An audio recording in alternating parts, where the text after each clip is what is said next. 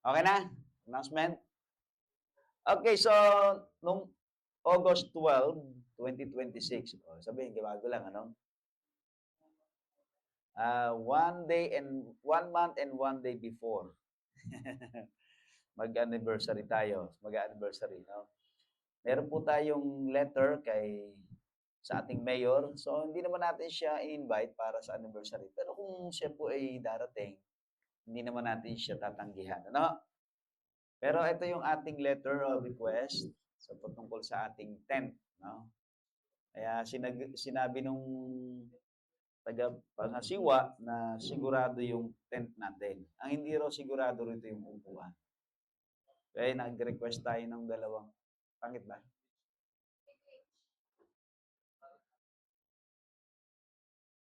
Ano maganda? Yung wired o yung ano? Ah, okay. Lagyan nyo nga ng tanda para alam natin. Okay, so dito natin lalagay yung tent sa harap hanggang doon. Kung kulang ang dalawa, aalamin ko yung sukat para ma-request natin tatlo. Mapadagdag tayo kung walang upuan. Ha? Okay, so kailangan natin ng mga ilaw. Pwedeng magpahiram, no? Kung may mga extra ilaw kayo para sa anniversary. Sa anniversary lang naman, and after anniversary, ay atin ng tatanggalin naman. At kailangan natin ng mga volunteer na magluluto at saka mga tutulong. Ano? Umaga pa lang, dapat nandito na. Maaga pa lang kasi maaga gagayak eh. Lalagyan natin ng decor, kailangan natin ng mga kurtina. No? Ano, mag-aarkil na ba tayo ng maggagayak? Magde-decor? Kasi pagka mag-aarkil tayo ng magde-decor, sila na kanila na gamit, no? Kanila na yung mga kurtina, hindi tayo bibili. Pero kung meron naman tayong kurtina, so tayo na lang ang mag-decor.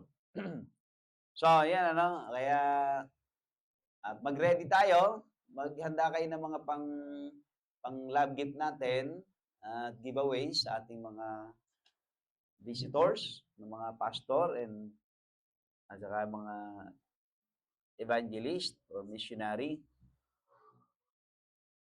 Okay, so from time to time, pag-usapan na lang po natin yan. No?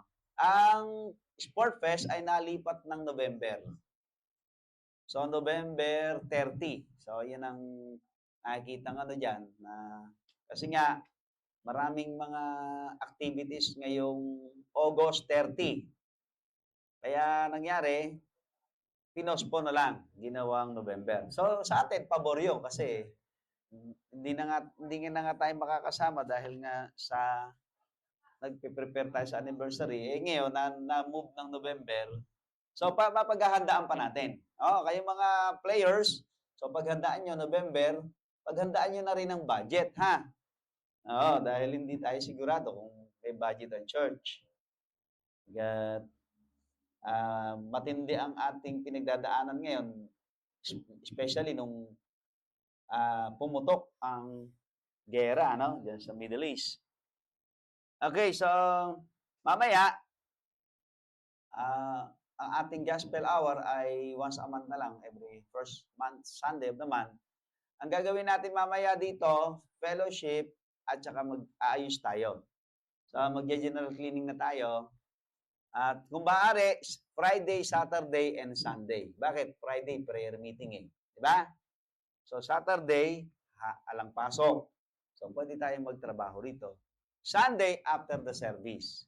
Fellowship and preparations. Yan ang gagawin natin. Para yung buong buwan natin, marami tayong magawa. Ano? So, yung mga halaman natin, aayusin natin, pagagandahin natin. Kung kaya natin bumili ng mga bagong paso, bilitahan na natin ng bagong paso. Kung may mga paso naman kayo dyan na nakatambak lang, namumroblema kayo, hindi nyo magagamit, dali nyo na lang dito. Lilipat natin sa magagandang paso itong mga halaman natin. No? Para naman sa anniversary natin, marami tayong halamang nakagayak dyan na magaganda. No? Kasi ang halaman ay ano yan eh, decor. At hindi lang siya decor, health. purposes. Bakit? Nagbibigay ng oxygen at nakakain din naman natin yung iba dyan. Kasi iba dyan ay gulay.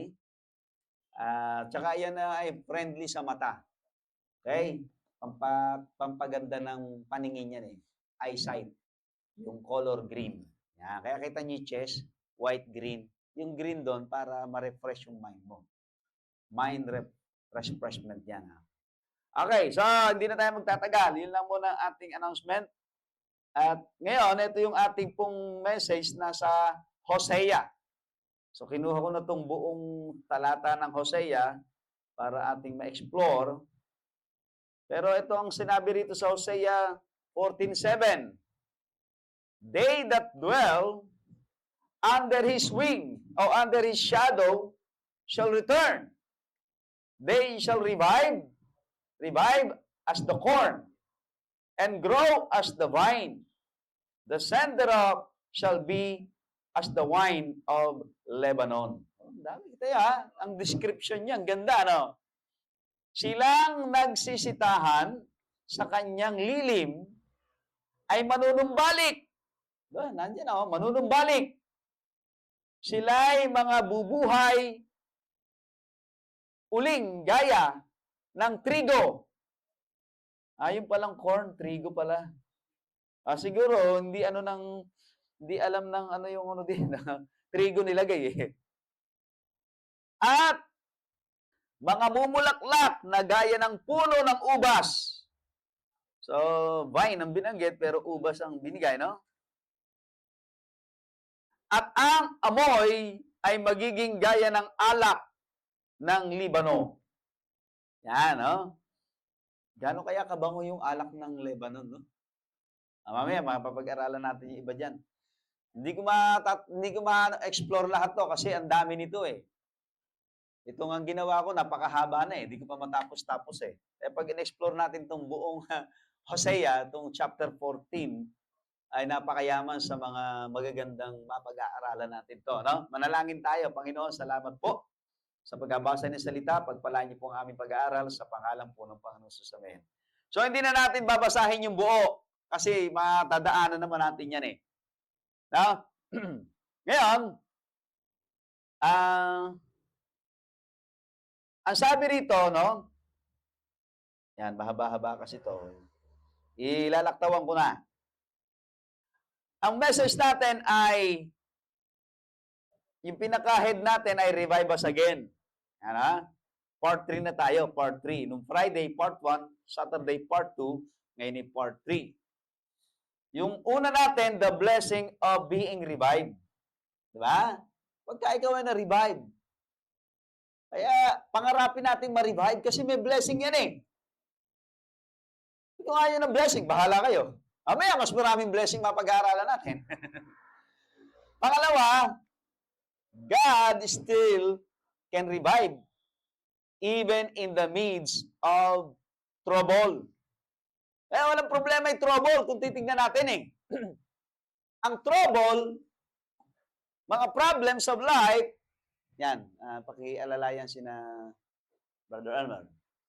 Yung mga problems of life, temptations of life, ay para lang yang nagba-bodybuilding ka. Yan, ha? Bakit bodybuilding? Kasi pag nagba-bodybuilding ka, nabibuild up ang muscle mo, nabibuild up ang strength mo, nabibuild up ang stamina mo, nabibuild up ang iyong bone and marrow and joint. Nabibuild up ka as a whole.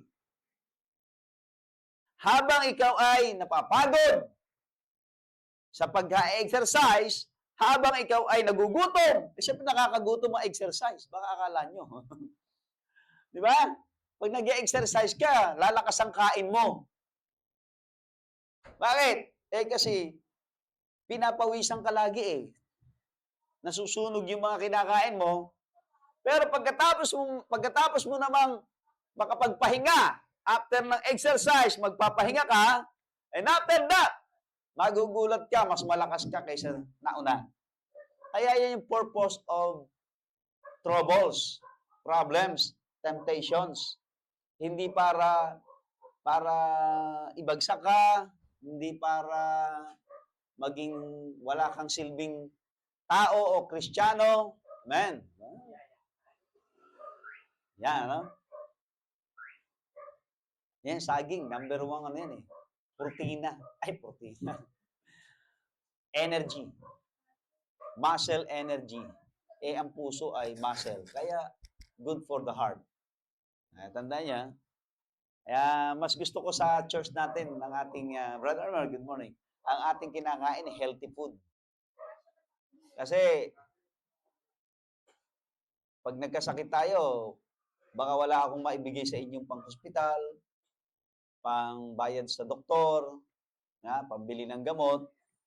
Eh, kung puro kinakain natin ay healthy food. Yan, morning po. Kaya nga sabi nga ng mga doktor, di ba? Your medicine be your food, and your food be your medicine. Ay lang, yung mga ayaw ng mga gulay, yun lang, ano? Ayaw nilang mag-stay. Bakit? Puro gulay. Hindi naman puro gulay eh. Nilalagyan naman natin ng lasang karne. Kaya meron tayong mga broth, di ba? Pampalasa. Oo. Ngayon, kung medyo nilalagyan din natin ng konting karne. Bakit? Para hindi lang lasang karne, may karne talaga. Kaya lang, hindi natin masyadong inaano yung mas maraming karne hanggat maaari. Kung protina lang naman ang kailangan natin, munggo, mas maganda pa kaysa sa baka. Siyempre, iba ang lasa ng baka. Masarap yun. Pero, kung ikukumpara mo yung munggo sa baka, halos magkaparehas lang. Okay? Di gawin mo, munggo, bumili ka ng broth. Yung baka, lagay mo, baka. Beef. Di lasang baka. Di ba? May baka ka na, may munggo ka pa. Di dalawa, 2 in 1. Yan.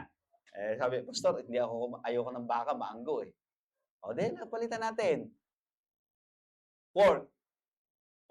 Pastor, bawal sa Bible yun. Di palitan natin. Chicken. Ang dami, di ba? Pwede naman eh. Okay po. So, thank you po sa blessing. So, tuloy na natin ang message, no? Alam nyo, huwag kayong mabagot sa problema. Amen? Huwag kayong mamroblema sa problema. Mahirap yata nung pastor. Totoo naman talaga eh. Meron bang madali? Wala namang madali eh. Lahat mahirap. Sabi nga, pati nga kumain, mahirap eh. Alam niyo ba, maraming namamatay kakakain. Nasusobrahan eh. Pangalawa, yung nachochok, yung mga bulunan, namamatay yan eh. Yung iba, sobrang kain, nagkakaroon ng colon cancer. Hindi na Sang-ayon sa pag-aaral, dapat nararamdaman, bago ka kumain, dapat nakaramdam ka ng gutom. Pag hindi ka raw nakaramdam ng gutom, kumakain ka pa rin. Isang araw, yung hindi pa natutunaw na pagkain sa tiyan mo, magiging cancer yan. Cancer food. Kaya the best daw, magpagutom ka muna bago ka kumain. Marami di naiintindihan yun eh. Kaya pagka nagugutom na, ang tagal naman ni Pastor, gutom na ako. Hindi na nga ako pupunta dyan. Nakakagutom pagka nagpa-pray si Pastor, mahaba. Kaya ka pinapaliwanag ko sa inyo, pag nagutom ka, ibig sabihin nun, yung tiyan mo, empty na. Hindi ka na prone sa tinatawag na colon cancer. Hindi ka na prone, prone ka na pala. Hindi ka na, yung sabihin, hindi ka na delikado sa cancer, sa colon. Kasi, sinasabi na ng bituka mo, wala na akong laman. Yan. Sabihin, mag-ready ka na para kumain. Pero kung wala ka nararamdamang gutom, kain ka ng kain, delikado yan. Pinagmumulan niya ng colon cancer. Okay? Pag-aralan nyo. Okay, tingnan natin. Balik tayo sa ating pag-aaral. Tayo, yung pangatlo na gusto ko makita ninyo, revive us as corn. Revive as corn. Bakit kaya corn? Trigo naman ang ginamit sa Tagalog. Ano ba ang corn? Ano ba ang mais? Mais to sa Tagalog natin, di ba? Mais. Ano bang meron sa mais o sa corn? Actually, ibig sabihin lang po ng corn ay seed. Seed. Yun ba yung sabihin ng sinasabi dyan? Revive as a seed. Yung sabihin nun. Bagamat corn ang binanggit, ano? Ano bang meron sa seed? Yung corn, sang-ayon sa Hebrew, ay dagan. Dagan. Parang dagan, ano? Dagan. Yung lang kasing pronunciation, medyo mahirap eh. Di man tayo Grego, di naman tayo Hebrew eh. Pilipino tayo eh. Pero dagan. Yan ang pronunciation niyan. Dagan. Okay? Sabihin daw po ng dagan. Parang gown, no? Gown. Tapos daw. Daw gown. So, pag binasa yan, daw gown. No, daw gown. Yan eh, no? Isabihin daw po niyan ay increase. Oh. Paglago. Paglago. Kaya, at isa pang isabihin niyan ay grain. O ano yung grain? Butil. Sabi sa inyo, corn lang ang binanggit. No? Pero, ang ibig sabihin daw ng corn ay paglago, flourish, or increase. At sa King James version, yung corn ay binanggit ng 2 beses sa salitang wheat. Ano yung wheat? Trigo. So, tama rin palang Tagalog. Tama rin palang Tagalog kasi trigo binanggit sa Tagalog eh. Pero sa English kasi corn. Okay, alam naman natin magkaibang corn at saka yung trigo, no? Okay, saan ba pinakamaraming trigo na inaani? Sa Russia at saka sa ano? Russia at saka sa Ukraine. Kaya sangayon sa balita, pwedeng tumaas na naman ang arena. Kaya magtataasan na naman yan ang presyo ng tinapay. Kaya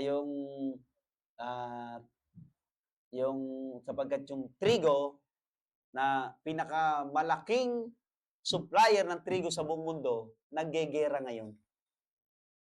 Ang Ukraine at ang Russia. At ang Russia, tinira niya ang port ng Ukraine na kung saan doon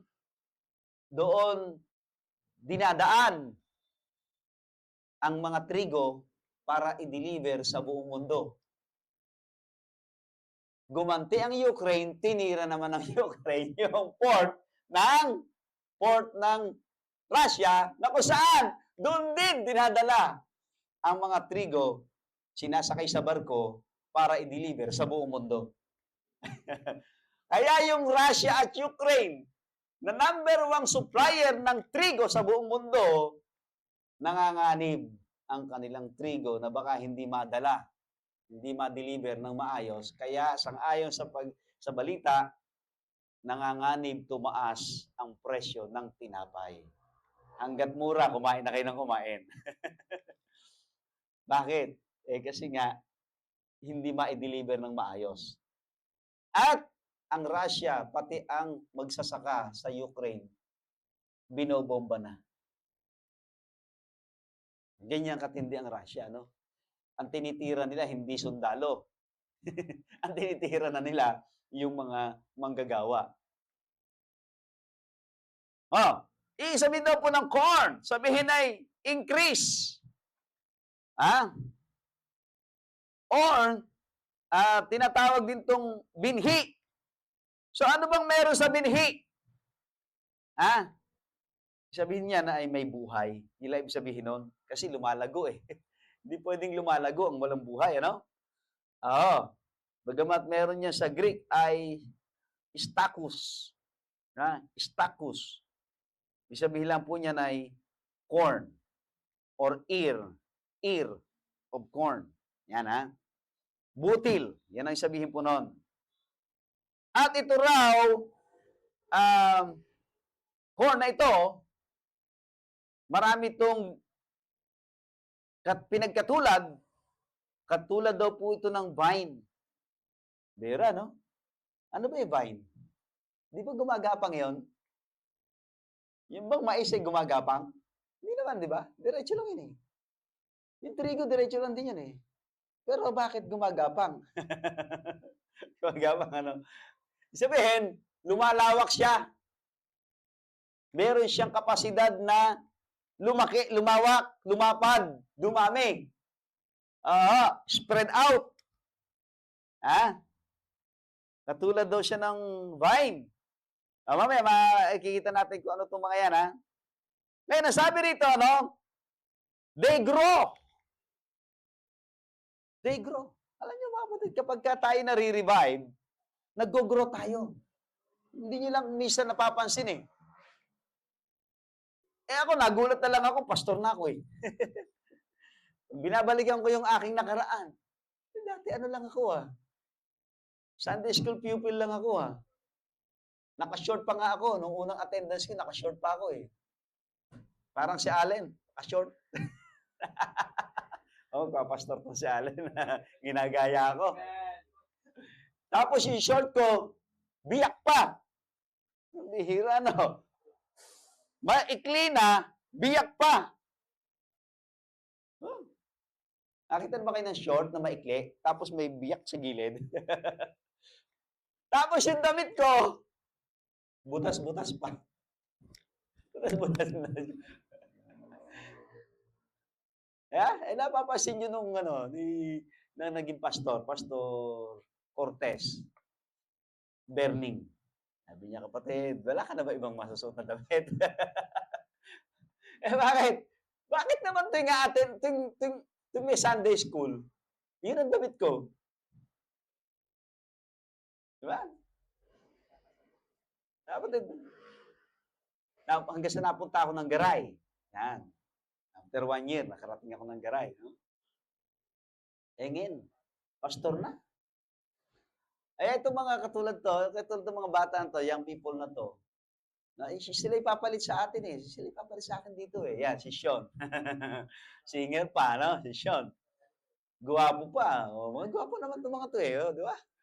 Sa mga kanalim sabihin, may buhay kasi yung buto eh. Buhay kasi yan eh. Kaya lumalago. No? Lumalaki. Sabihin daw ng grow or growing is parak. Parak. Bihira, no? Parang pulis to parak eh. Sinabing parak, pulis eh. Pero sa Hebrew ay parak. Ibig sabihin po nito ay blooming. Generally, to spread. Ayan. At sabi pa nga rito, especially to fly. May pakpak na, lumilipad na. Ganyan daw, ganyan nilalarawan ng Bible, kung ano ang ibig sabihin ng growing as corn. Tayo, pag nare-revive tayo, we're growing as corn. At para daw tayong vine na kumakalat, yung corn, ganun din, tumataas, nag-i-spread out, umaangat. Yan, bihira, ang dami. At napakarami po nito, napakahaba nito. Sabi ng spread, grow ay blossom, flourish. Di ba? Spring. Bihira, Spreading. Springing up. Kaya, ang isang Kristiyanong gustong ma-revive, mga kapatid, ang daming blessing, ang daming mga pakinabang kapag ninanais, dinidesire natin na ma-revive. Yung salitang vine ay gepen. Sa Hebrew, gepen. Ibig sabihin daw po, to bend. Yumuyuko. Tawag doon, Siyempre, pagka nakatayong ganon, erected yan, pero pagka bend, yumuyuko, bumabaloktot. Di ba, mga vine ganon, tumataas, tapos pagka ano, biglang humihiga, tapos biglang lumiliko. Ganun yan eh. Samantalang yung corn, normally lang ang corn, umaakyat lang, pataas. Maliban na ito ay mahiga, ano naman siya, aangat siya uling ganon. Nakabaloktot siya, pero paangat pa rin. Pero yung vine, paangat, horizontal, di ba? Diagonal, kung ano-ano.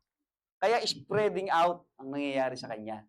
So, ibig sabihin mga kapatid, ang buhay ninyo, marami kayong mararating. Man, marami kayong magagawa.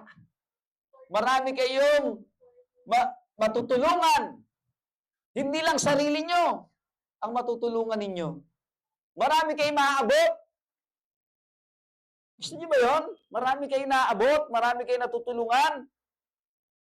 Kaya, ang ibig sabihin lang po ng corn ay merong buhay sa kanya. There is life in it. It's alive, moving, growing, increasing. Yan ang buhay ng isang revive sa Panginoon. Kaya mga kapatid, magpa-revive na kayo. Sabi niya, kaya nga ayoko, pastor. Ito po yung mga requirements para tayo ma-revive. Basahin po natin yung verses 1 hanggang 2. Ito yung Tagalog. O Israel, manumbalik ka sa Panginoon mong Diyos. Return. Yan, sa English yan, return. Sapagkat ikaw ay nabuwal dahil sa iyong kasamaan. Kasi nga, nag-backslide ang Israel eh. Sino ang larawan yan? Tayo. May panahon nagbabackslide tayo eh. Imbis na maglingkod tayo sa Diyos, naglilingkod tayo sa hindi Diyos. Ang tawag ng Bible dyan ay Diyos-Diyusan. Mamaya makikita niyo pa rin yan. Verse 2. Magpahayag kayo na may pagsisisi at magsipanumbalik kayo sa Panginoon. Nandiyan na naman yung salitang return, di ba? Sabihin ninyo sa Kanya, alisin mo ang buong kasamaan at tanggapin mo ang mabuti. Sa gayoy aming ilalagak na parang mga toro ang handog ng aming mga labi. Isabi mga kapatid, 2 beses yan, binanggit, Yan. Salitang turn, yan. Return, at saka salitang turn, ay halos similar yan. Magkatulad yan. Kaya, ang isa sa mga requirements ng Panginoon para tayo ma-revive, dahil tayo nga po'y nalayo, dahil tayo'y na-focus sa mga bagay ng mundo, sa mga cares of the world. Sabi ng Bible yan, sa cares of the world. Kaya kapag natuon tayo sa mga cares of the world, alalahanin ng mundo, nababansot tayo. Nawawalan tayo ng bunga. Nawawalan tayo ng pakinabang. Dati, kumakanta ka rito, ngayon nawawala ka na hindi ka na nakakanta. Dati, sumasama ka sa visitation, Bible study, nawawala ka na doon.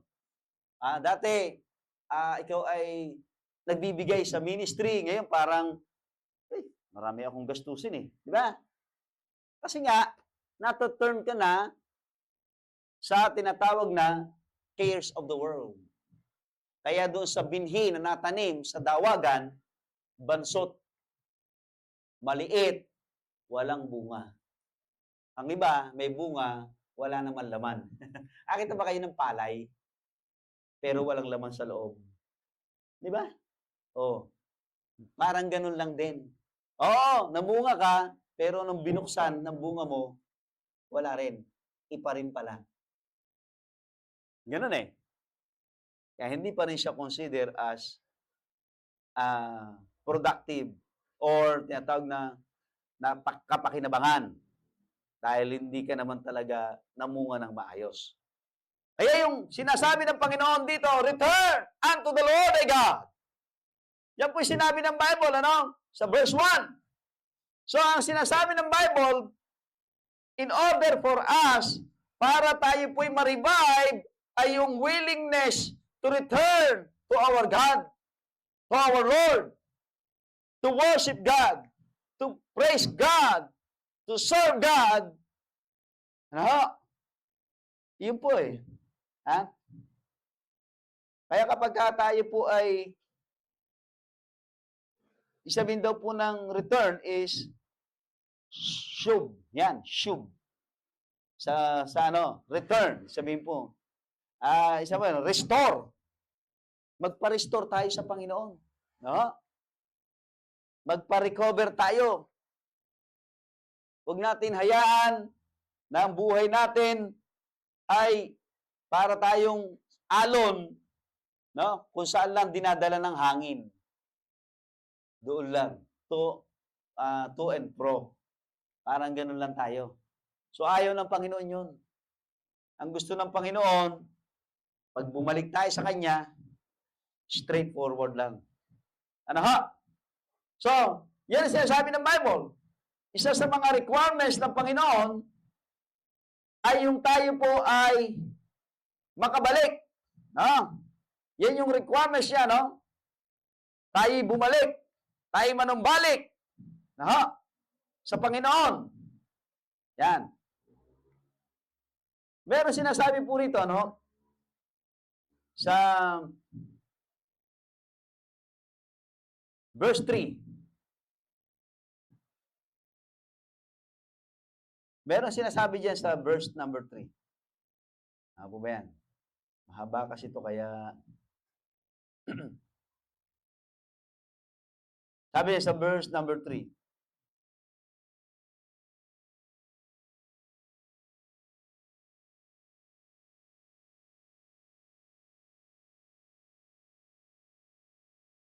Wala po yung kopya ko.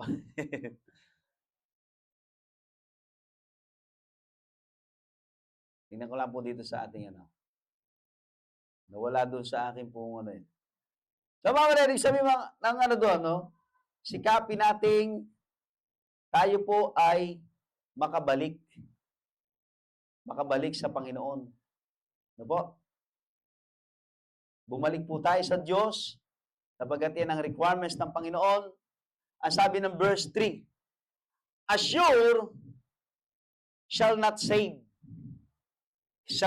us. We will not ride upon horses, neither will we say any more to the work of our hands, ye are our gods, for in thee the fatherless findeth mercy. Alam niyo salitang assure, yung salitang gods dyan, tumutukoy po yan sa ating mga pinagtitiwalaang bagay. Trabaho, negosyo, no? Ari-arian, kayamanan. Gods ang tawag dyan. Diyan ka nagtitiwala eh. So, nagiging little God mo yan. Kaya, yung ating kung anong yaman o bagay na meron ka rito na mukhang sa paningin mo, makatutulong sa'yo, maliban sa Panginoon, God yan. Tawag yan eh, gods. Kaya nagiging ano tayo, nagiging idolater tayo. Mapagsamba sa Diyos-Diyusan.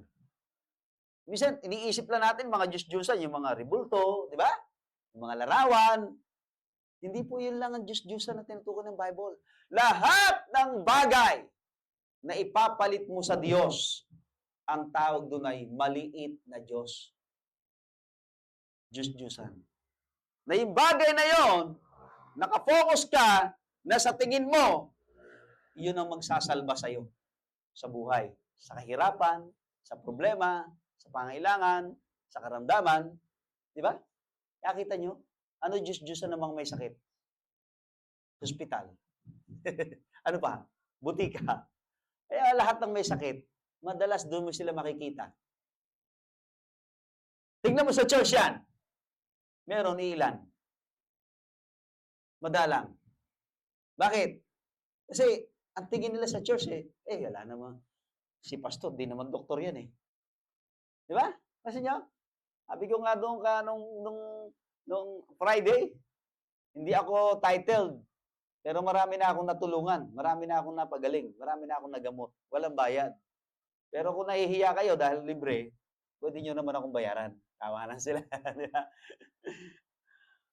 Siyempre nga naman, no? Pupunta ka ng church. Sino ba yung nandyan? Si pastor. Ano ba kurso ni pastor? Bible school. Oh. Magtitiwala ka ba? Kung may sakit ka, magtitiwala ka sa pastor mo? Bible school lang ang pinag-aralan niyan. Ay, hindi, di ba? Pagka may sakit, wala sa church yan. Nasa ospital yan. Pero merong isa tayo dito. Dati, doon sa pulong sa Katmon, talaga sinabi sa akin, Pastor, may sakit ako. Pero sabi mo, kahit may sakit, umaten, di ba? Opo, tama po yan. Ito, kahit may sakit kayo, umaten kayo. Kaya ako na dito, Pastor, dahil may sakit ako, pero umaten ako. Sinalat ko, mainit, nilalagnat. 3 araw na ako, Pastor, nilalagnat. Nahihilo ako. Ginawa ko, pinainom ko ng Biogesic, no? At binigyan ko ng maligamgam na gatas, binigyan ko ng vitamins. Ang vitamins nun basta may vitamins ako pinainom sa kanya, nakalimutan ko na. After the service, pagbaba ko ng pulpit, ang sabi sa akin, Pastor, magaling na ako. Pero pinag-pray ko siya. Hindi naman siya yung pinainom ko lang ng mga ng gamot, at binigyan ko lang ng gatas. Kundi, binigyan ko ng vitamins, pinag-pray ko. Nay, pagpe-pray kita. Nanalo siya yun, nanalo siya. Pinag-pray ko. Alam nyo, after the service, pagbaba ko ng pulpit, sabi niya, Pastor, magaling na ako. Talaga po? Magaling na ako. Salatin mo ako. Hindi na ako mainit. 3 days na siyang may sakit.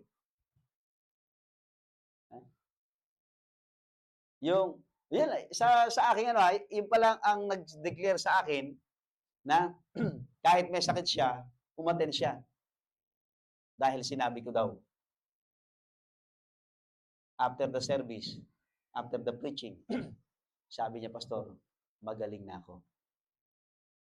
Kinumusta ko siya ulit after ng 1 week. Sabi ko, kumusta na po kayo, Nay? Diba, nung linggo nilalagnat kayo.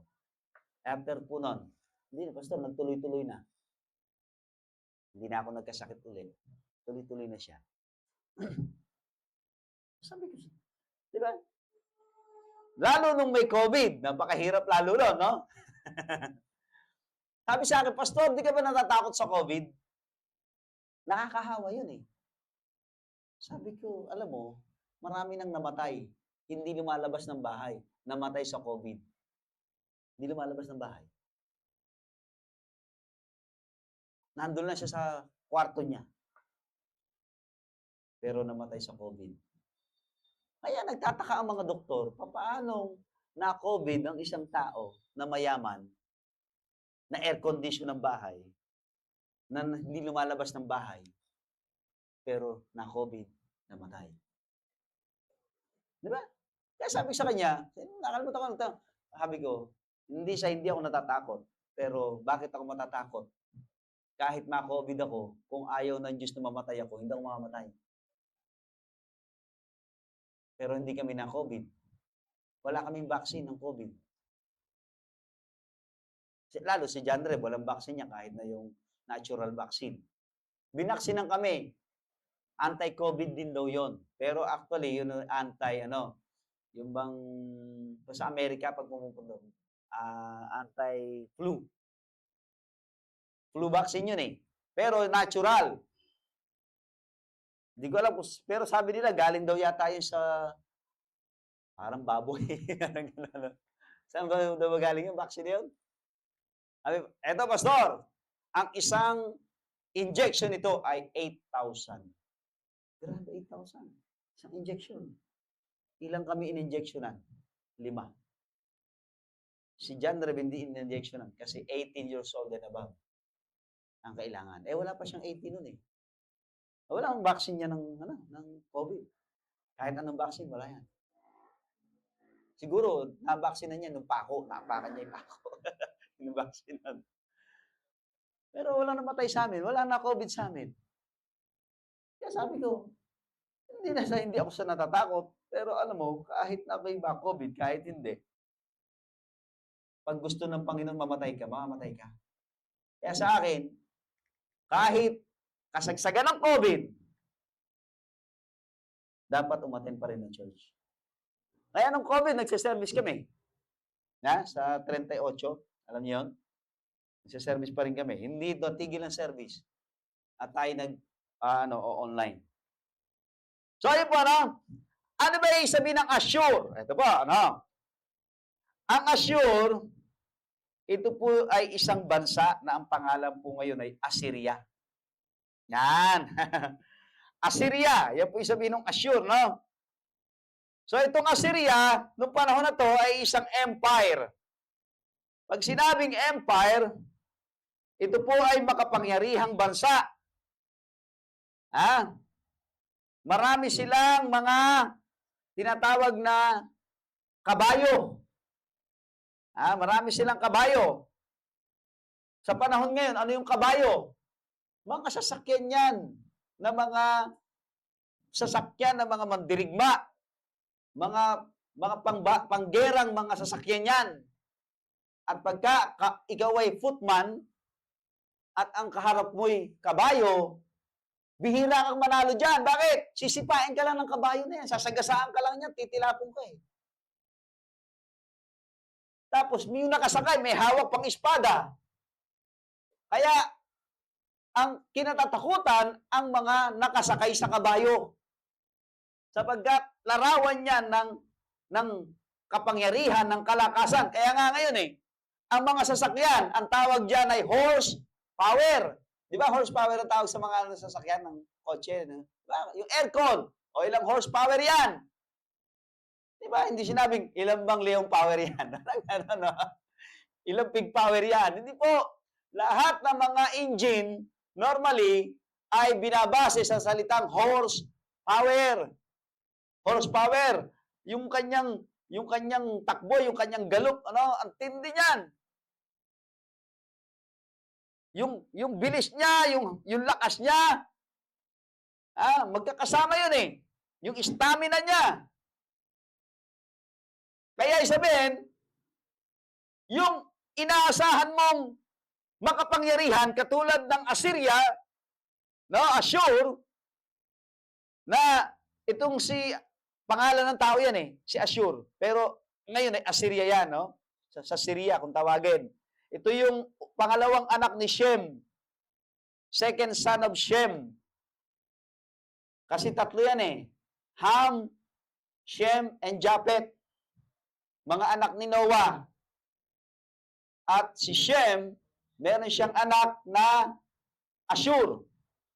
At ito'y naging isang malaking empire na Assyria na makapangyarihang Assyrian Empire. Ibig sabihin, maraming tao, pagka empire, sabihin, umaasa sila na sila ay, kung sila ay magiging kakampi ng empire na yan, sila ay protektado. Sila ay sustentado. Di ba? Pero sabi dito sa verse 3, Assure shall not save us. Kita nyo? Kaya kung di tayo babalik sa Diyos, aasa sa Diyos, kahit ang malakas nating kakampi sa hanap buhay, sa negosyo, sa trabaho, o kakamping bansa, hindi tayo kayang iligtas sa mga pag-atake ng kaaway. Walang magagawa yan. Di ba? Kita nyo ang Russia laban sa Ukraine. Ano nangyayari sa Russia ngayon? Nababangkarote na. Kay liit-liit ng Ukraine. Di ba? At sa umpisa, ang Ukraine walang kakampi. Pero hindi nila natalo ang Ukraine. Ngayon, kakampi niya na ang Amerika, kakampi niya na ang Europa. Di ba? At marami pang bansa na tumutulong ngayon sa Ukraine. Kung noon, hindi nila magapi-gapi ang Ukraine, napakalaking bansang Russia, lalo na ngayon. Kaya nahihirapan ang Russia at unti-unting nababangkarote ang kanilang ekonomiya. Bakit? Kasi ang tinitira ng Ukraine yung kanilang energy facilities at yung kanilang weapon of war. Kapatid, huwag tayong umasa sa akala natin ay higante na magbibigay sa atin ng proteksyon, na magbibigay sa atin ng mga bagay na kailangan natin, na ipapalit natin sa Diyos, na ang tawag po dyan ay Diyos-Diyosan. Diyos-Diyosan. Kaya mga kapatid, bumalik tayo sa Panginoon. No? Sapagkat ang Panginoon lang ang may kakayanang magsalba sa atin. Okay? Tignan po natin, no? Pangalawa, hindi lamang yung tayo po ay bumalik. No? Gusto ko makita nyo yung kalooban ng Diyos.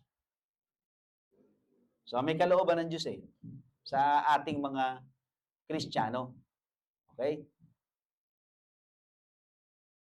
God's action for our revival.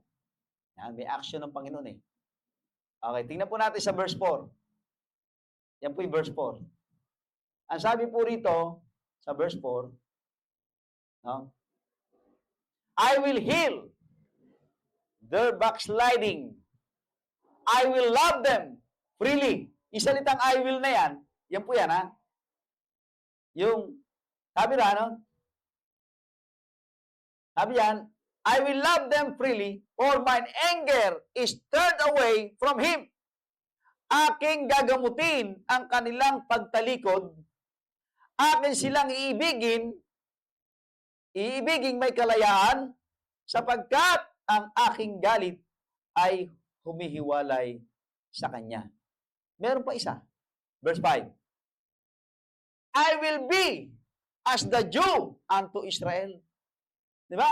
And he shall grow, binanggit na naman ang grow, as the lily, and cast forth his roots, as Lebanon. Ako'y magiging parang hamog sa Israel. Siya'y bubukang parang lila, at kakalat ang kanyang ugat na parang Lebanon. Ang salitang hill ay, sabi po rito, no? Rafa. Rafa. Sabihin po ng Rafa ay to mend. Okay? Parang lambat na nasira at iyong binubuo muli, tinatahi. Ano? Ibig sabihin po ng salitang Rafa ay to cure. Ha? To cause to heal. Ayan po, no? Parang doktor. Make whole. Yun po yung sabihin, no? Magiging parang doktor mo siya, pagagalingin ka niya, i-repair ka niya. Parang lambat na napunit, tatahiin ka niya uli. Kaya nga sabi sa inyo, di ba? Doktor ba yung pastor? Hindi po ang pastor. Ang magpapagaling sa inyo. Yun po yung Panginoon ng pastor. Bakit? Ano bang meron ng pastor? O, tingnan natin. Be biblical. sabi ng Pilipinong natira sa Amerika at nakapag-asawa ng Amerikana, be biblical. Nanggagaya lang po ako. Sangayon po sa aklat po ng James chapter 5, anong meron si pastor? Kahit hindi siya doktor, eto meron si pastor. Yan, ha? Ano yan, ha? Ito ang meron si pastor. Sabi ng 15, sabi ng 16, 14 pala, 14 I mean. Is any sick among you? Let him call for the elders. Doktor ba? Sino pinapatawag? Doktor? Hindi po. Elder. Ang elder dyan, leader. Pastor. Presbytery. Bishop. Oh, yun po yan, ha? Yan ang ibig sabihin ng elder. Ipatawag si pastor, si elder, si bishop, ha? Ng simbahan. Okay, so meron siyang simbahan, no? Pastor ng simbahan. And let them pray over him. Ano gagawin daw ng pastor? Mananalangin para sa may sakit. Anointing him with oil in the name of the Lord. So, dapat pala, meron akong langis na inyong dito. Di ba? Gumagamit po ako ng langis. Lalo na kung may mga namamagang parte, may mga may sugat, may mga may galis. Yan, ginamit namin kay John Red, yung sa galis niya, langis ng nyog at saka yung antibiotic. Ano yun? Yung amoxicillin. Tsaka isa pa. Oh, yun yan. Ibang ano na yung ganun, tablet, yung durog. Penicillin tablet. Ilalagay mo yun sa langis ng nyog. Paghahaluin mo yun. Ipapahid mo yun doon sa mga eksema. Alam nyo, gumagaling. Siyempre, may prayer yun eh. Spiritual and physical. So, may langis. At nilalagyan ko pa nga ng antibiotic na gano'n. Hindi naman niya iinumin yun eh. Lalagay lang, ipapahid lang. So, ayaw niyo yun, serpentina, lagay nyo. Ayaw niyo ng gano'n, serpentina, o kaya yung makabuhay. Yan, mga ano yan eh. Bakterya yan eh. Anti-fungal. Prayer, Ang pastor, meron siyang prayer. Kanino siya nagpe-pray? Sa Panginoon. Okay, verse 15. Tignan natin, 15. And the prayer of faith shall save the sick. So ano daw mangyayari sa may sakit? Maliligtas yung may sakit. And the Lord shall raise him up. Sino nag-raise? Yung pastor? Hindi po. Ang Panginoon. Pastor lang yung nanalangin. Pero ibinangon siya ng Panginoon. Ano pa? And if he have committed sins, they shall be forgiven. Yung sin dyan, yung cause of your diseases. Ba't ka nagkasakit? Pagsisihan mo yun. Kasi siguro kumain ka ng maling pagkain. Ito kasi, ang mga Israelita, tandaan natin hindi sila kumakain ng pinagbawal sa Old Testament. Lahat ng apostol yan, hindi kumakain nun. Walang apostol na kumakain ng pinagbawal sa Old Testament. Si Peter, hindi kumakain yan. Si Paul, hindi kumakain yan. No? Si John, hindi rin kumakain. Si Nathaniel, hindi rin kumakain.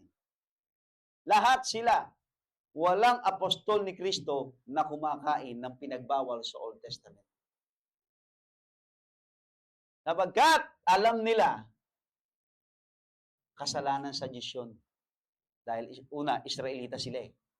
Hindi naman sila Gentiles. Yung Gentiles, pinapayagan ng Diyos.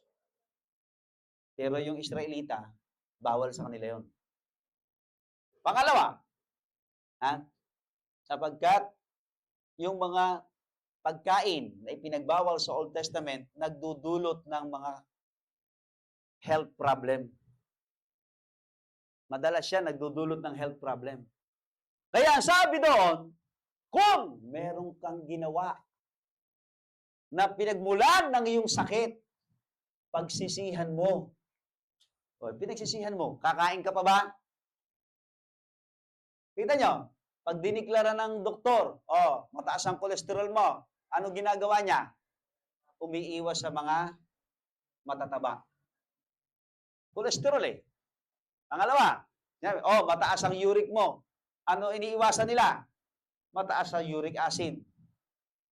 Di ba? Katulad ng mga walang kaliskis na pagkain. Mga red meat. Pangatlo, mataas ang blood sugar mo, kaya ka high blood kasi malapot, hindi nagsisirculate. Ano umiiwas mo? Sobrang tamis. Sobrang tamis. Sang-ayon sa pag-aaral, ang pagkain ng pulot, 3 kutsara lang sa isang araw. 3 kutsara lang. Sa 3 kutsara na yan, malakas ang kanyang healing power. Katulad ng propolis, yung kanyang natural antibiotic. Araw-araw, 3 lang. Ang ginagawa ng iba, hindi 3 eh. Sa umaga 3, sa tanghali 3, sa gabi 3. Ano kalalabasan?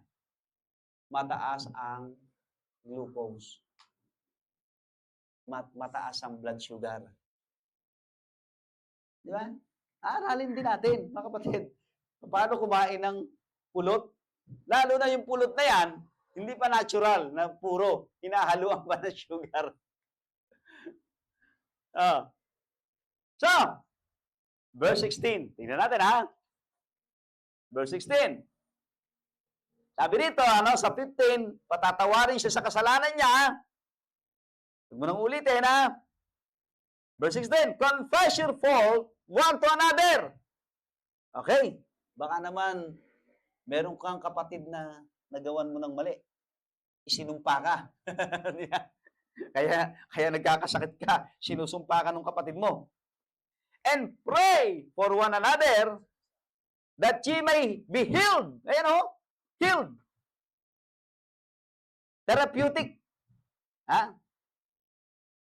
The effectual, fervent prayer of a righteous man availeth much. Anong meron ng pastor? Prayer. Kanino nagpe-pray ang pastor? Sa Panginoon. Ano ginagawa ng Panginoon? Nire-raise him up. At saka siya, dalawa pa, pinapatawad sa kasalanan, pinapagaling sa karamdaman. Yan meron ng pastor.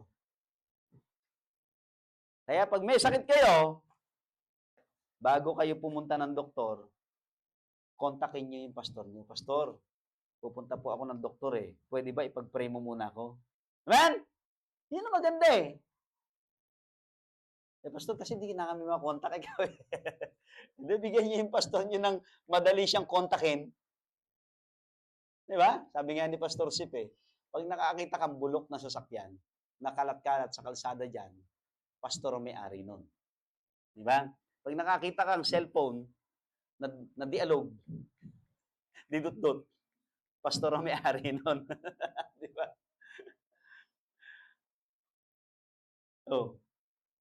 Kapatid, gusto nyo palang ang pastor nyo, madali kayong kontakin eh. Bigyan nyo siya ng, magagamit niya para makontak nyo siya mabilis. Hindi siya binibigyan ng ganong bagay, high-tech, kaya pag kinontak nyo pastor nyo, ang tagal. Di ba? Ang tagal nyo makontak. Ito po yung I will ng Panginoon. I will heal. Amen? Sabi ng verse 4, I will heal their backsliding. Pagagalingin ko. Pangalawa, I will love freely. Mamahalin ko kayo ng walang bayad. Kita niyo, hindi naniningil ang Diyos ng bayad pag minamahal tayo. Paano ba magmahal ang Diyos? Di ba? Nagsasakripisyo ang Diyos para lang tayo mahalin niya. Sabi rito, yung salitang love na ginamit dyan ay Ahab. Bira, Di ba merong hari, ang pangalan ni Ahab, pinakamasamang hari ng Israel. Pero ginamit na salita rito sa Hebrew ay Ahab eh. Love, affection. Yun ang sabihin Love. Beloved, loving, lovely, means Ahab. Kung babasahin po natin ang Bible, sa Jeremiah 31:3 at patuloy, Yan. Nawala dito sa aking may mga nabura ako. Ayun, ayun. Jeremiah 31:3 hanggang 5. Tingnan natin, basahin natin. Napakagandang talata ito. Ito yung ginagamit ng mga binata na nanliligaw. Oh, talaga. Ito. Sabi ng Diyos, Jeremiah 31:3, The Lord hath appeared of old unto me, saying, Yea, oh, I have loved thee with an everlasting love. Grabe, no? Ang ginamit pa niya rito ay salitang I have. Sabihin ano to may, sa English grammar to ay, mga English grammar dyan, present, ano to? Active. Yung salitang I have, isabihin ay talagang nandun siya. Present siya. No? I have loved thee with an everlasting love. Therefore, with loving kindness have I drawn thee. Sa aking pagmamahal, inilapit kita sa akin.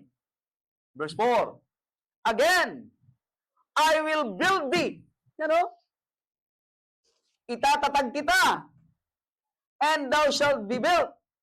O Virgin of Israel, thou shalt again be adored with my tabrets, and shalt go forth in the dances of them that make merry. Verse 5, Thou shalt yet plant vines upon thou shalt yet plant vines upon the mountains of Samaria. The planters shall plant and shall eat them as common things. Mga kapatid, ibig sabihin, ang pag-ibig ng Diyos na napakadakila, na walang hanggan, ay magtatatag sa iyo at magiging mabunga ka na Kristiyano. Amen? Ayaw niya yata maging mabungang Kristiyano, kaya pagdating. Di ba, mga kapatid? Oh. I will heal you. I will love you. Tingnan niyo, verse 5. I will be as the Jew unto Israel. Magiging katulad ako ng hamog. Alam niyo yung hamog? Sa umaga yan Tingnan niyo yung pagkagising niyo ng alas 5, punta kayo sa damuhan kahit tag-araw, kahit tag-tuyot. Pumunta ka sa damuhan ng ganong oras, alas 5, mababasa pa mo. At yung tubig na yon, ang tawag po doon ay hamog. At yon ay binibigay ng Diyos para sa damo. Sa damo. Kasi ang damo ay hindi niya kailangan ng maraming tubig para manatiling buhay at lumalago. Kailangan lang niya ng hamog. Siya ay mananatiling buhay, siya ay lalago. At ano ang purpose ng damo? Ang damo ay pagkain at gamot. Tandaan yan. Ang damo ay food at the same time medicine. Kaya ang mga medicinal plant ay hindi sila basta-basta namamatay. Hamog lang, buhay sila. Kaya kung ikaw ay katulad ng medicinal plant sa Panginoon, hindi ka mamamatay kahit wala ka na makain. Halos wala ka na makain. Siguro mamamayat ka lang. Siguro medyo manghihina ka lang. Pero ikaw yung mananatiling buhay, samantalang yung mga nagtatabaan, naglalakihan, pati tiyan lumalaki sa dami ng kinain, namamatay. At ikaw, buhay na buhay. Sabi ng mga tao, ba si Pastor Alex, palito na lang, buhay pa tayo. Mga natin, naglalakihan tayo. Dami natin kinakain, ba tayo nagkakamatay? Di ba? Bakit? Kasi yung hamog ng Panginoon, complete yun Complete nutrients yun. Enough para ka mabuhay sa isang buong araw ng tag-init. Lalo na pag pumatak na yung ulan. Tingnan nyo, yung mga damo, pag tag-araw, maliliit, di ba? Maliliit.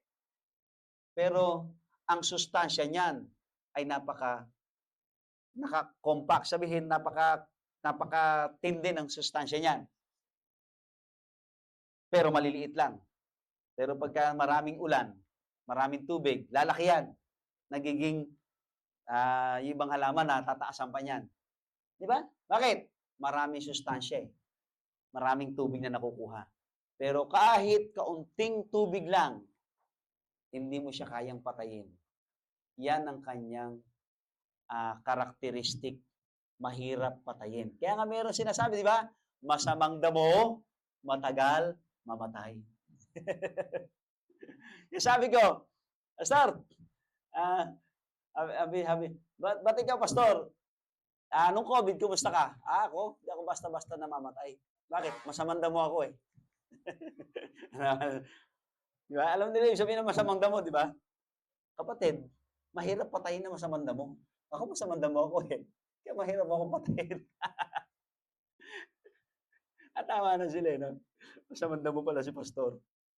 Kapatid, yung Jew, yung hamog lang, pasalamat ka sa Panginoon, di ba? Minsan ang rasyon mo lang sa isang araw eh. Ang kain mo lang, tanghalian lang eh, di ba? Di ka nagagahan, di ka naghapunan, pero nananghalian ka. Tapos kinabukasan ka nakakain. Eh bakit buhay ka pa? Samantalang ang iba, agahan, merienda, tanghalian, merienda, hapunan, midnight snack. Pero ang daling namamatay. Bakit? Kasi hindi naman galing sa Panginoon yung blessing eh. Galing sa diablo. Galing sa masama. Kaya nagiging sumpa yung blessing. Samantalang nga sa'yo, kakaunti. Pero galing sa Diyos. At enough para mag-survive ka. At darating ang panahon, pag binuhos na ng Diyos ang masaganang ulan, lalago ka na. Ha? Kaya huwag niyong babaliwalain ang mga tila baga kokonting pagpapala. Pero diyan ka patatatagin ng Panginoon sa panahon ng tagtuyot. Okay? So, yung Jew, ang ibig sabihin daw dito ay Jew as covering vegetation. Sabihin yung mga gulay, no? Yung kita nyo, yung mga gulayan, diba? Pagdating ng umaga, nababalutan sila ng dew. Protection nila yan eh. Para huwag silang mamatay. So, ito pa yung mga blessing natin no? Sa Panginoon. No? Sabi siya sa verse 5 to 7, grow as the lily, cast forth his roots as Lebanon, his branches shall spread, his beauty shall be as the olive tree. Oh, pamanin. Grabe oh. Magiging katulad tayo ng lili. Ay, ano po ba, Pastor, ang lili? Damo. Halamang tubig. Alam niyo po ang lili? Sabi po rito sa dictionary, ang lili ay namumulaklak. Yan, namumulaklak.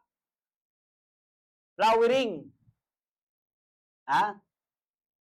Sabi rito, resembling a lily in fairness, purity, and fragility. Yun lang. Sabihin, no? Ang lily speak of beauty. Beauty and blossom. Ikaw ay namumukadkad sa kagandahan. Di ba kapag panahon ng Mayo, ano tawag doon? Flores de Mayo. Ano nakikita nyo sa kalsada? Mga bulaklak. Di ba? Ang gaganda. Ang babango. Ibig sabihin, magiging katulad tayo ng lili sa mata ng mga tao na ang gaganda nyo, ang pupogi nyo, ang babango nyo, fragrance. Di ba? Uy, ang bango. Di ba? Bakit? Kasi binibihisan kayo ng Panginoon eh. Sabi nga ng miss ko eh, yung mga young people natin, nung unang dating dito, parang mga ano eh. Pero habang tumatagal, di ba, lumulutang yung kanilang beauty, yung kanilang kapugian, kanilang kagandahan. Pero pagka nalalayo na sa Panginoon, ano lumulutang? Iba na lumulutang, ano? Kaya kapag lagi kang nasa gawain ng Panginoon, mukha kang anak mayaman kahit wala kang pera. Mukha kang, ang tingin ng tao, napakabango siguro ng tao na to. Bakit? Eh, kita mo naman kung manamit. Posturang-postura. Eh, nung pala, inarkila mo lang yun. Hindi, sabi mga no? Iba ang tingin sa'yo ng tao eh. Nakakakita sila ng beauty. No? Nakakakita sila ng halimuyak, ng magandang buhay. Ganun ang tingin sa'yo eh. Uy, ano naman ang taong to? Mukhang ang sarap na maging kasama sa buhay to. Napapangarap ka ng mga tao. Kasi yung beauty of the Lord nasa iyo eh. Di ba? Yung bango ng Panginoon nasa sayo. Oo. Kaya kapag bumalik kayo sa Panginoon, yan ang mangyayari sa inyo, sa atin. Okay, mahaba pa to, pero meron pang Lebanon, meron pang olive, meron pang fir tree. Yan ay nagpapakita ng mga stable, pagiging stable. Bibigyan ka ng Diyos ng buhay na ikaw ay firm, stable. Yung bang kahit nagkakaroon ng mga bagay na hindi magaganda sa mundo, lindol, baha, at ano-ano pa, ikaw, safety ka. At pagkatapos, yung mga tao na tutulungan mo, especially mga kamag-anak mo, uy, ba't ikaw? Hindi ka ba apektado ng nangyayari? Parang gano'n, di ba? Pahiram nga. Di ba? Imbis na ikaw lumalapit sa kanila para manghingi, manghutang, manghiram, ikaw yung nilalapitan nila. Bakit? Kasi itinatatag ka ng Panginoon na katulad ng mga punong ito na matatagkad, malalalim ang ugat, malalawak ang ugat, malalawak ang sanga, at nakakatulong ka sa marami. Nagbibigay ka ng rest, nagbibigay ka ng satisfaction, nagbibigay ka ng food security, nagbibigay ka ng tinatawag na yung bang health. Kasi yung halimuyak mo, health yan eh. Nagbibigay ka ng pagkain. Napakaraming binibigay mo. Bakit? Kasi binebless ka ng Panginoon dahil ikaw ay na-revive. Nagpa-revive sa Panginoon. Anong challenge ng Panginoon? Amen? Tatapusin na natin. Verse 9. Ito yung challenge. Who is wise? Pangatlo yung challenge And he shall understand these things, prudent, and he shall know them, for the ways of the Lord are right, and the just shall walk in them, but the transgressor shall fall therein. Ang sinasabi ng Bible dito, sino daw ang pantas? Sino daw ang mabait? Kasi mabait ang ginamit sa Tagalog eh. Pero sa English, prudent. Pinag-aralan ko yung salitang wise and prudent. Ang sabi ng Psalms, the fear of the Lord is the beginning of wisdom. In Psalms 111 verse 10. Proverbs 9:10. The fear of the Lord is the beginning of wisdom. Proverbs 1:7. The fear of the Lord is, sabi doon, the beginning of knowledge. Kapatid, pag may takot ka sa Panginoon, ang mga may takot lang sa Panginoon, ang tinatawag na wise and prudent. If you are wise because you fear the Lord. And you are also prudent. No? Ito to. Salitang wise sa Miriam, characterized by or arising from or growing, showing prudence. Ibig sabihin, matalino ka kasi nakakakitaan ka ng kabaitan. Yan, yung palang katalinuhan ay kinakakakitaan ng kabaitan. Kaya yung salitang prudence naman, characterized by wisdom. Ayan, oh. Ayan, marked by deep understanding, keen discernment, and a capacity to sound judgment. Yung sabi, mga kapatid, bukod sa matalino ka, mabait ka pa. At hindi ka humahatol ng basta-basta lang. Humahatol ka ng may katalinuhan. Kaya nagiging ang tingin sa'yo ng tao, uy, ang bait mo naman, ang talino mo pa. Bakit? Kasi, pag nagsalita ka nakaka-comfort, nakakaaliw, kahit na lang alam kong masakit ang sinasabi mo, pero masarap pakinggan kasi nakakatulong. Gusto nyo ideklara tayo ng Diyos na wise and prudent? The fear of the Lord is the beginning of wisdom. Ba?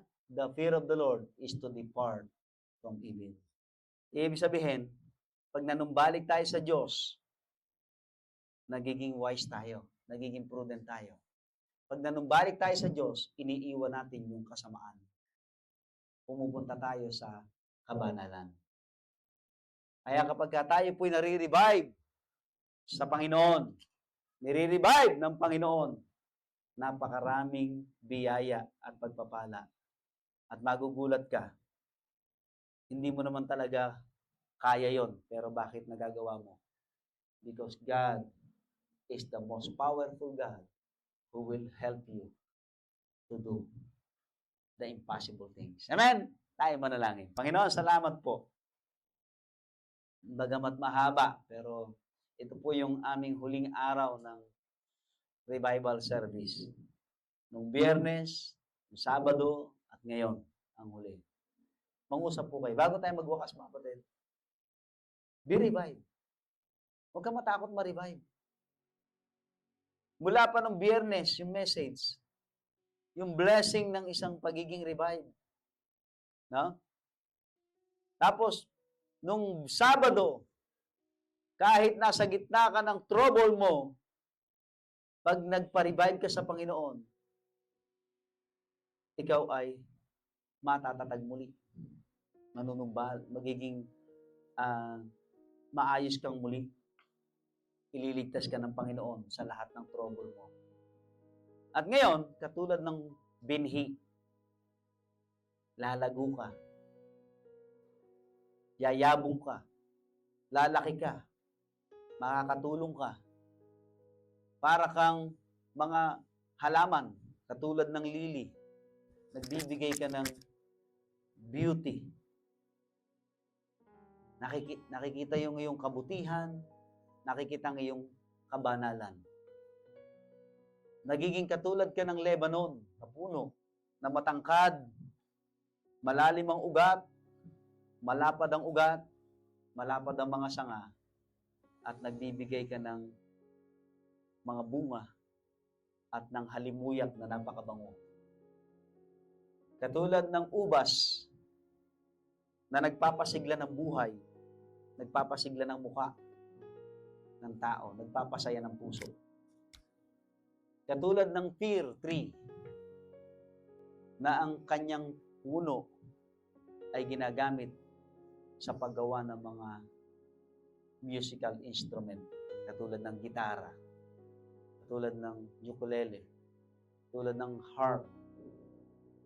Kaya ang mga nare-revive ay nagkakaroon ng awit sa kanilang puso. Nagiging mga singers, nagagamit sa pag-awit sa gawain ng Panginoon. At katulad para ibang mga halaman na nagbibigay ng medisina, food and medicine. Kaya mga kapatid, sa mga bagay na binanggit na yan ng Bible, hindi mo ba papangaraping maging revive sa Panginoon? Sabihin, alive, alert, enthusiastic for God. At ang mga tao, magwo-wonder. At baka isang araw, yung mga ayaw sumama sa'yo, kasama mo na. Diba? Naglilingkod na rin sa Diyos kasi nakita yung buhay mo. Ang ganda eh. Ang sarap. Napaka-ligaya. Hindi mo nahulog na wala kang problema. Pinatatatag ka nga ng Diyos sa problema eh. Kaya, welcome all the problems of life. At sabi mo, Panginoon, salamat po sa problema, sa troubles. Ito ay magbibigay lang sa akin ng pagiging matatag, matibay. Ay, lumapit tayo sa harap mga kapatid. Let's come forward. Dedicate your life to the Lord. Ngayon, Panginoon, revive me as corn. Tulungan mo ako na makapanumbalik sa iyo para ako'y maging katulad ng isang profitable plant na binanggit mo sa iyong salita. Mga kapatid, ako, kaming dalawa ng misis ko, may usapan kami yan. Na time will come pag pinagpala na ng Panginoon ang aming buhay, hindi lang spiritual, maging financial and materials. Yung mga kamag-anak ko, mga kamag-anak niya, sisikapin naming tulungan. Tulungan na gumanda ang buhay. Halimbawa, matulungan namin sa pag-aaral.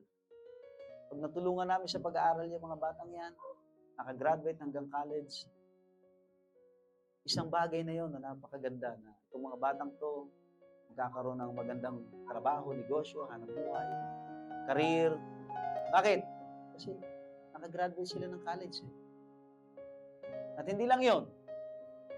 Baka kung kung kaya pa, bibigyan namin ng puhunan para makapag-start ng sariling negosyo. Di ba ba? Yun ang pangarap namin mag-asawa. Kung pangarap namin sa kamag-anak namin yan, hamas mo sa mga anak namin mismo, sa mga apo namin. Di ba ba? So gusto mo maging blessing as a whole, be revived. Lumapit tayo. Dedicate your life to the Lord. Mananalangin na po ako. Panginoon, salamat po sa iyong biyaya. Salamat po sa iyong salita. Ang mga revive ay nahilintulad mo sa mga halamang very precious, very useful. Mga halamang may mga malalaking halaga or a great value. Nagiging katulad nila kami sapagkat kayo ang nagbibigay sa amin ng great value. Bagamat kami mga lupa lang, mga makasalanang pinatawad mo lang, pero nagiging kayamanan kami ng aming pamilya. Kayamanan ng mundo. Tulungan niyo po kami as corn. Revive us again. Basbasan niyo po ang aming nalalabi pang oras. Pagpalaan niyo ang bawat isa. At i-bless niyo rin, Panginoon, maging ang aming offering. Pagpalaan niyo po ang pagkakaloob. At lahat kami, Panginoon, sa aming pagkakaloob, ay isipin namin na ginagawa namin to para kami ay nagiging kabahagi ng gawain at nagtatanim para sa future generation. Aani kami at sa langit, meron kaming kayamanang naiimpok sa magitan ng aming pagkakaloob sa gawain ninyo. Ito pa ang sa aming dalangin sa pangalan po ng Panginoong Jesus. Amen. Okay? Habang inaawit po ang ating